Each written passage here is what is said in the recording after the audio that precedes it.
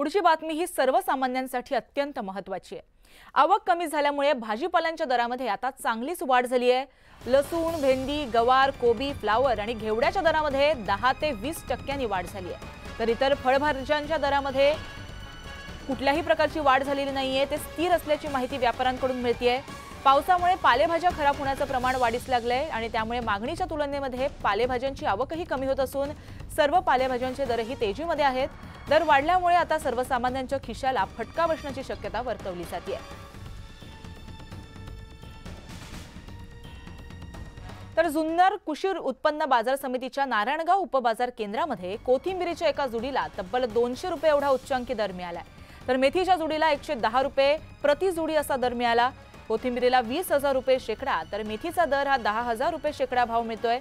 गेल्या काही दिवसांमध्ये झालेल्या मुसळधार पावसामुळे अनेक शेतकऱ्यांची कोथिंबीर आणि इतर शेतमालाचं मोठ्या प्रमाणात नुकसान झालं।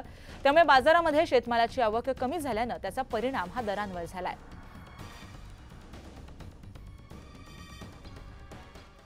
आता कांद्याला महागाईची फोडणी मिळाली आहे। गेल्या आठवड्याभरामध्ये कांद्याच्या दरामध्ये सरासरी 15 ते 20 रुपये किलोने वाढ झाली आहे। 35 ते 40 रुपये किलो दरम्यान असलेला कांदा हा आता 60 रुपयांपर्यंत पोहोचलाय। भुसावळ बाजार समितीत लिलावात येणाऱ्या स्थानिक कांद्यांचं प्रमाण कमी आहे। यामुळे शहरामध्ये नाशिक जिल्ह्यातील निफाड, लासलगाव भागातून कांदा मागवला जातोय।